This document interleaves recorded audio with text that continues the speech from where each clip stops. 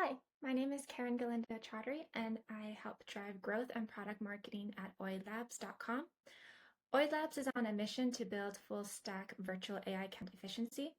Today, we are here to discuss the impact of generative AI in the legal domain with an expert from the field. This is our first podcast, and today we're joined by Marina Andre, an immigration attorney who has a wealth of experience in navigating complex immigration cases. She cares deeply about human nurturing and empathy, and today we'll be discussing the evolving role of AI in the legal field, especially in immigration law. Thanks for being here today, Marina. Thank you, Karen, very much for inviting me. So, to get started, I wanted to ask, how do you see AI transforming traditional law practices, particularly in client interaction and case management? Well, obviously, this is the future. We cannot say that it's not. So, no matter how we first encountered this or how we felt about it, we legal professionals have to admit that we have to make this a tool, a friend, a factor in our practice, in our life, because it is helpful. And no matter how skeptical we were in the beginning, if we know how to use it and we get help in knowing how to use it, we will be able to have AI in our lives, in our practices, and make it useful to the point where we include it in our practice and also make it useful for our clients. In the end, it is them who should take advantage of everything we have, every tool in our box, so that the outcome, it's their cases. The outcome for us ultimately is to help our clients and to fulfill the case and get a positive outcome for our cases. That's great. One follow-up question would be, what are some common misconceptions about AI in the legal industry, particularly in immigration law? Well, I remember it's 2025, right? Actually, it's funny because June 2025, I had a milestone.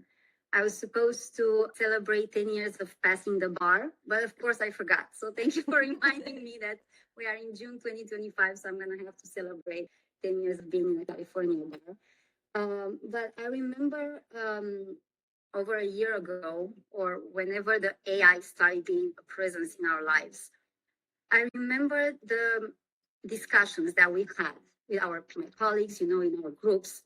Everybody was kind of enthusiastic, but also afraid, shocked. What is this new thing? What can it do? And at the same time, is this actually happening?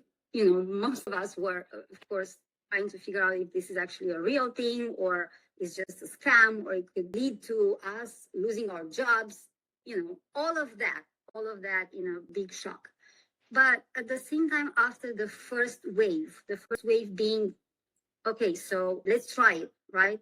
And we saw that it could be helpful, but at the same time, if you use it in a wrong way, it could lead you to a disaster, if certain information is not used properly. We went back and forth with all that. And for a long time, I felt conflicted, until I realized that as everything that is good, it has to be used in a good way.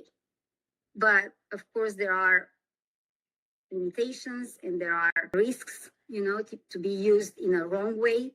We all have to realize that we have to embrace it, get help of knowing how to use it, and then use it properly.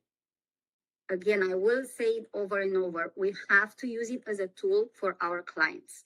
So that's how I started skeptical, but then I think that my colleagues too, no matter where they were at some point in this timeline, they are now coming to realize that this is a tool and we have to learn how to use it. Congratulations on you said 10 years of passing the bar. Yeah. Yeah. You have to do something big for that. So now that we started getting into, about the skepticism, I was wondering if you could cover a little bit of what are the main obstacles immigration law firms face when adopting AI technologies and how can they overcome this? Well, Again, I'm going to go back in time and trying to remember when we first started to use it, right? When we first started to test it. And I remember talking to a colleague who wanted to write a brief.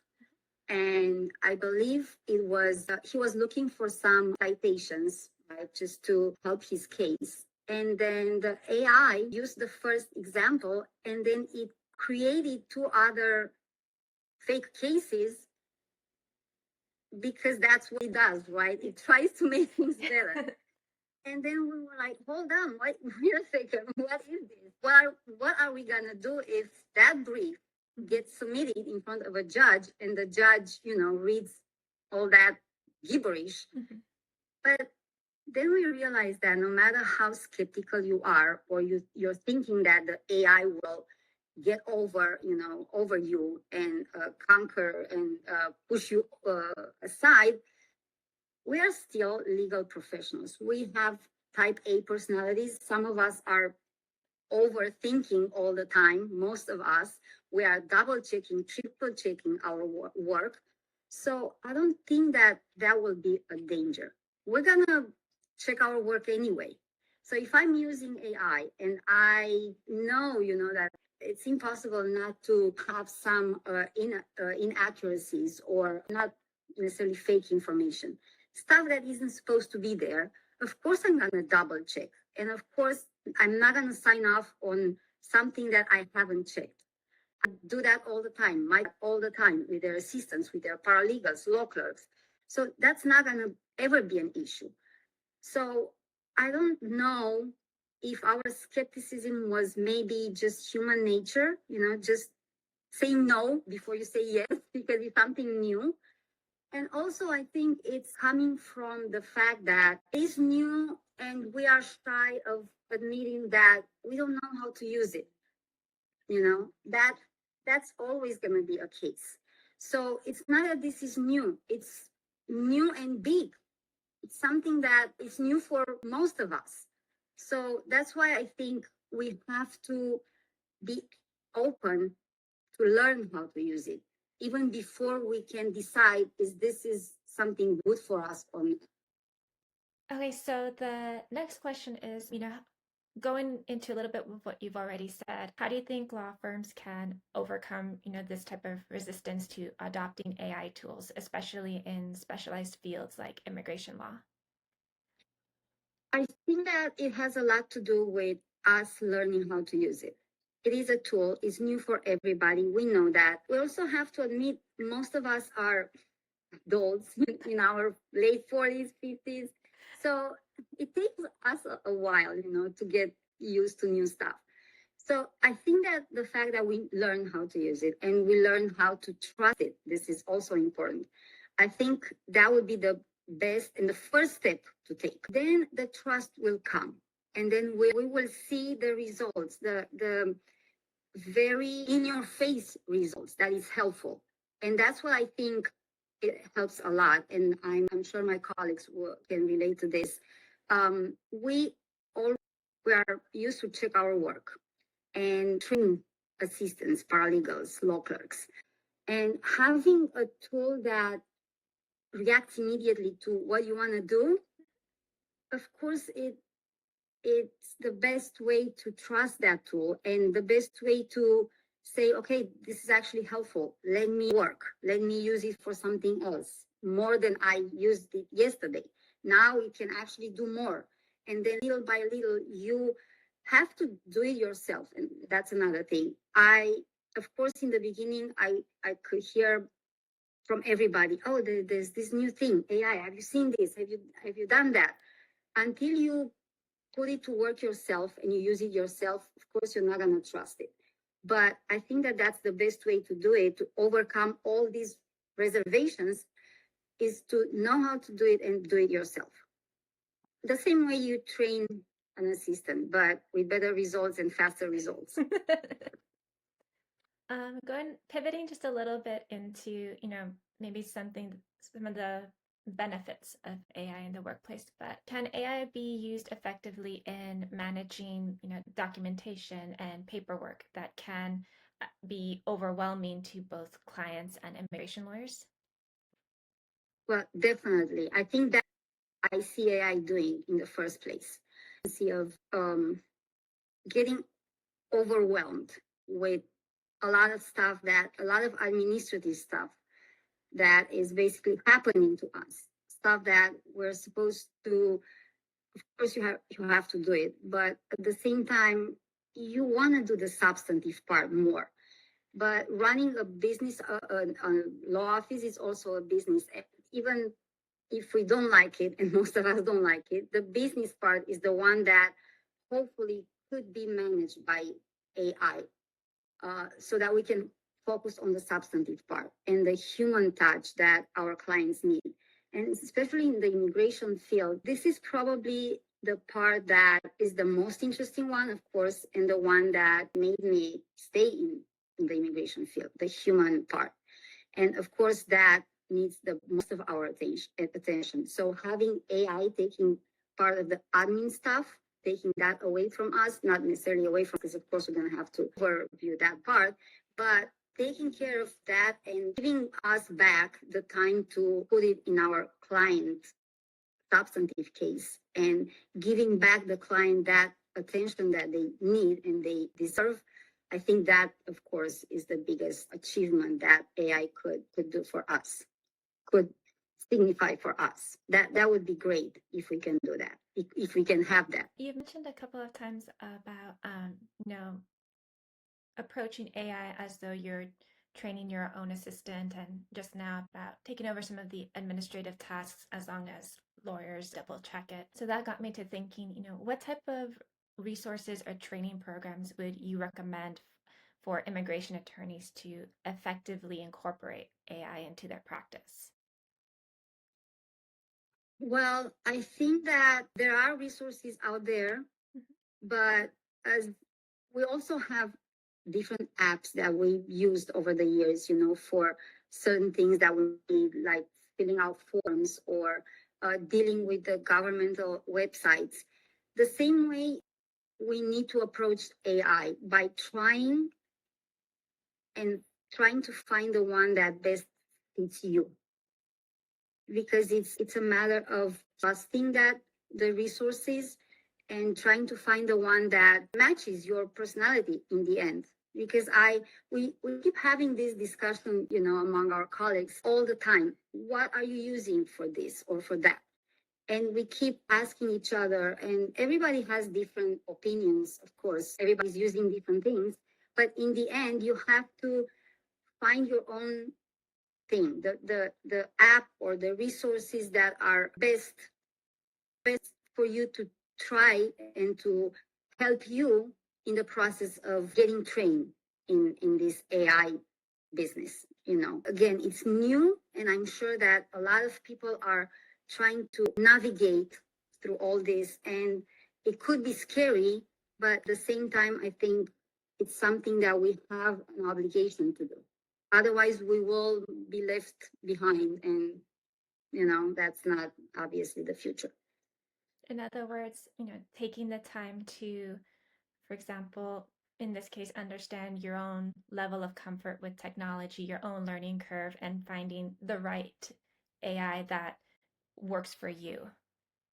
Yes, definitely. And I think that during the years I was, in the position of having to train assistants and paralegals, and it's no different when you're working. I mean, I had the opportunity to work with an app and to play with it. So what was amazing to me was that you do have a feeling that you are actually trying someone. You're trying someone that you want in the end to be able to help you.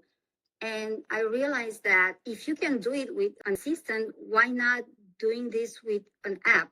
And in the end, if you think about it, the fact that, to me, it was amazing that I got the result I wanted on the spot, and I was almost, like a child in a candy store.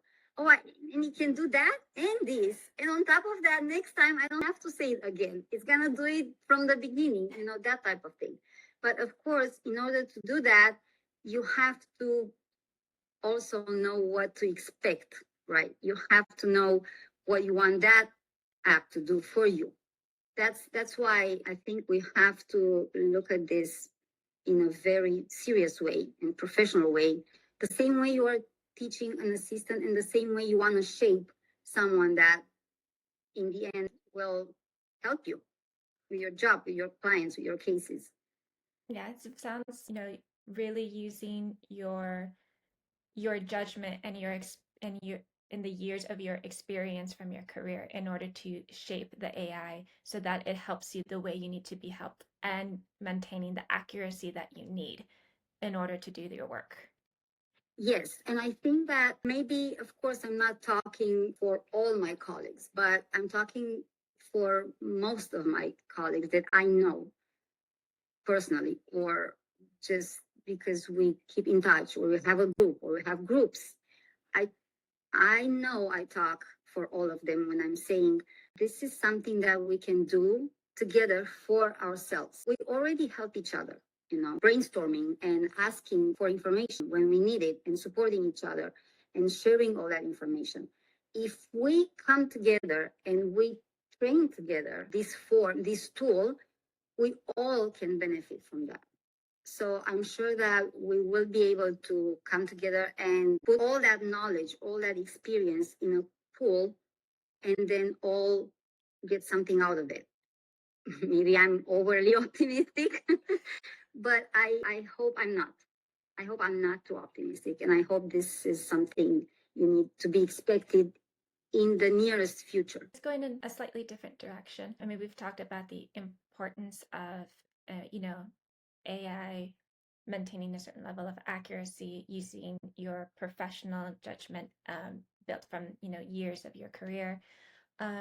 So that got me to thinking, what role does AI play in monitoring and ensuring compliance with, ever-changing immigration policies and regulations? How does AI enhance the speed and accuracy of legal research in the context of immigration law? Well, as I said, we already have this tendency of overthinking and checking everything, right? I mean, it's in our nature. And I'm the first one to tell my clients whenever they call me and say, hey, I heard that. When they start like that, of course, you're thinking, oh, let me see.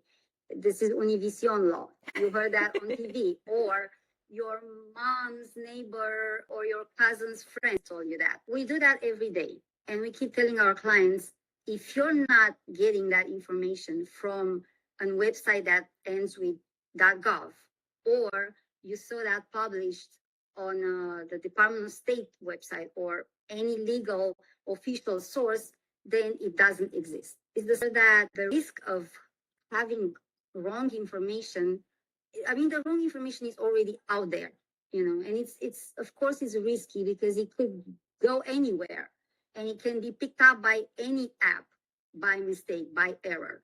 But I do think that there's a way of learning how to distinguish the good sources versus, anything that is not accurate.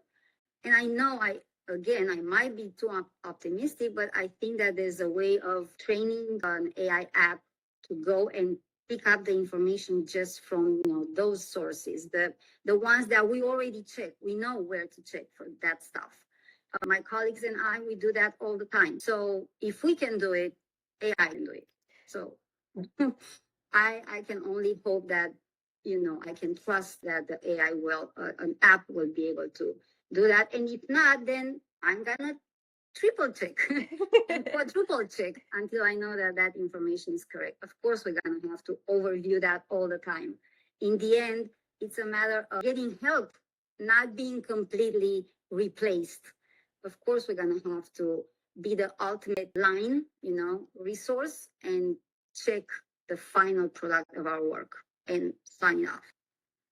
Um, Going a little bit, expanding just a little bit more, do you think AI will eventually play a larger role in client decision making or consultation processes, especially in legal practices like immigration law? Do such systems have the potential to be the first point of interaction for clients? Well, I'm thinking of our clientele.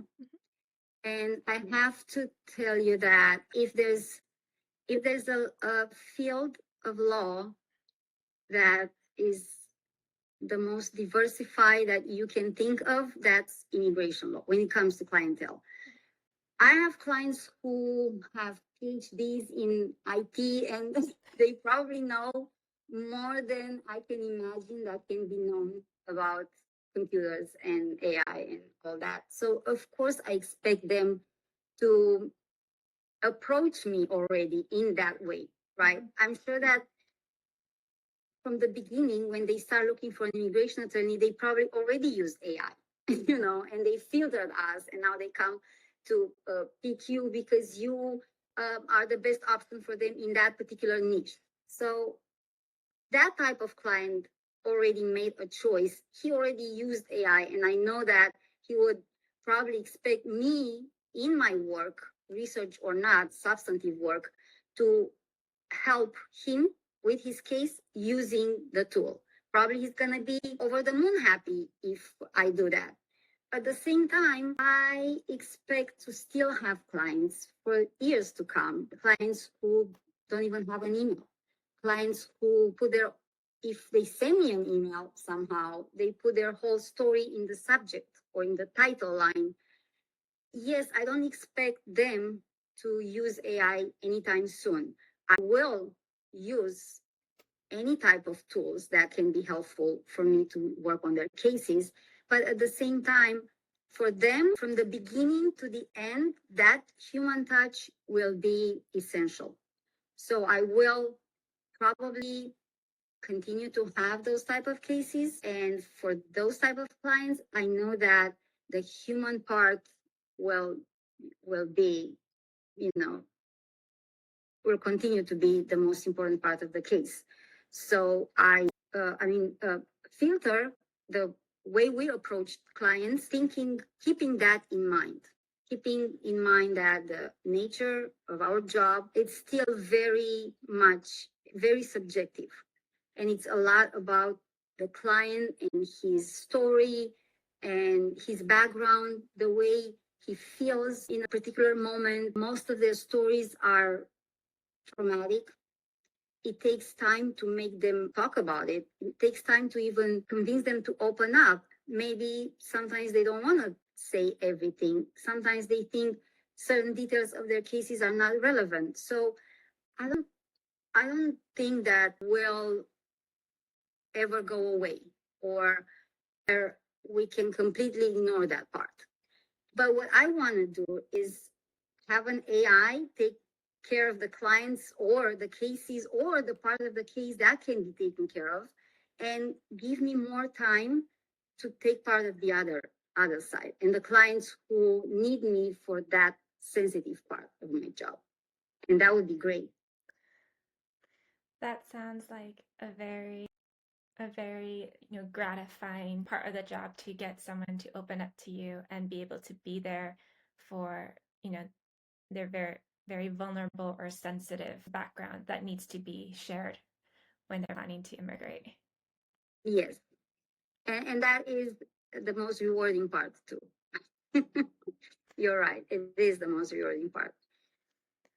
Um, Going into a different part of how AI can be in the legal industry, how do you address the challenge of billing in a legal practice where, there's a lot of document processing and clients are paying for, a lawyer's expertise and the outcome rather than just the time spent on administrative tasks? Well, I think this is, yeah, I'm going to have to put my big girl's eyeglasses on to answer that. Of course, that is something that I hate most about this, the billing part but immigration, if I look at my part of the grass, immigration law, most of our cases are done based on a flat fee. That's what we call, when it's not necessarily about how much time you spend on a certain case. You're not billing by hour. It's my job and my obligation to assess how much time I think that case might take in general. And if I'm wrong, then my bad. I'm losing money. But whatever, I assess from the beginning that that type of case might take this much time, and then based on that, I charge a certain flat fee. That's why we call it flat retainer. Of course, if I'm gonna be able to use AI for part of my job, part of my research, and instead of spending 2 hours on reading a case, I get what I need in 5 minutes. I still use my expertise to know where to look, to know how to ask a question in order to get that specific information that I need. So I'm not, at least myself personally, I'm not concerned about losing clients or money because I'm using AI. That is not, from my perspective, that is not an issue. At the same time, I guess because of that, I'm not concerned either about losing my job completely. You know, I don't think that my job is gonna become obsolete and completely replaced by AI anytime soon or later.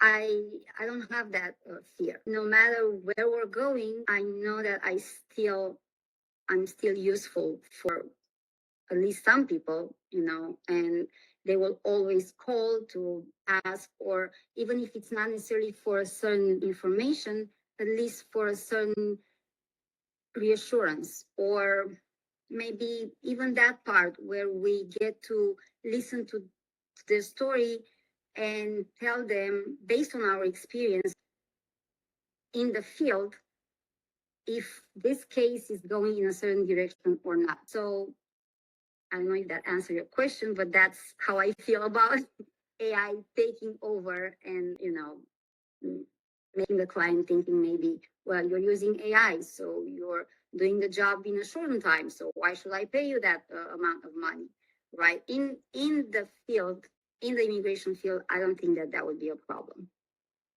No, you're absolutely right. I mean, you've spent so much time on your career, you have all this experience.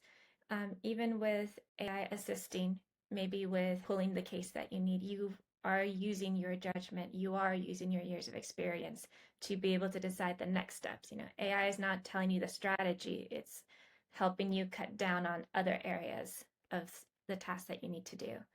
And having a flat retainer fee structure like you're explaining right now, I think that also opens up for more clients to be able to come to you. They're not being charged for, maybe an extra nice law office, or maybe other, I'm going to say, perks that maybe aren't exactly about a lawyer's experience. So I think it can open it up to help people more.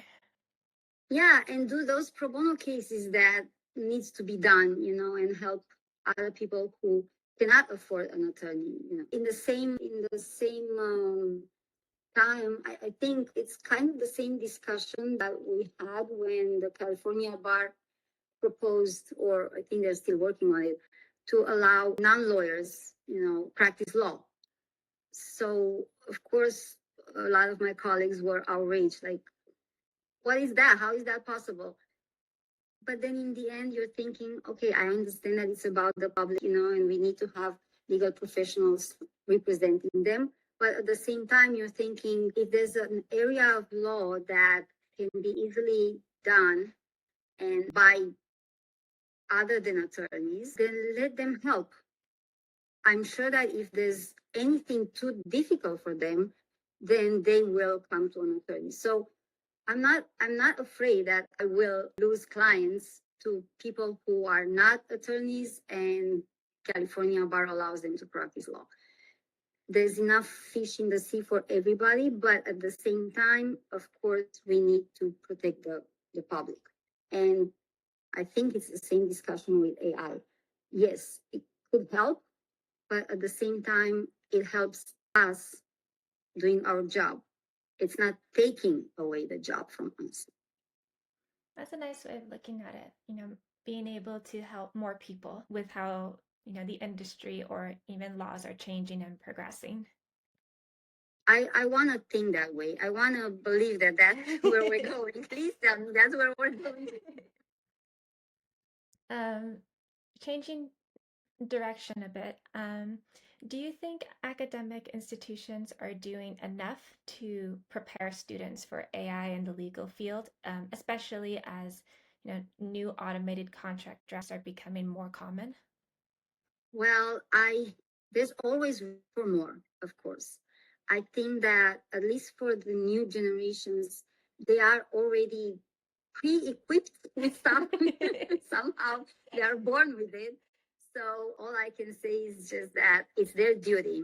Schools have to jump in and they have to put in place programs and real tools, to help people train them, educate them, help them know how to use AI.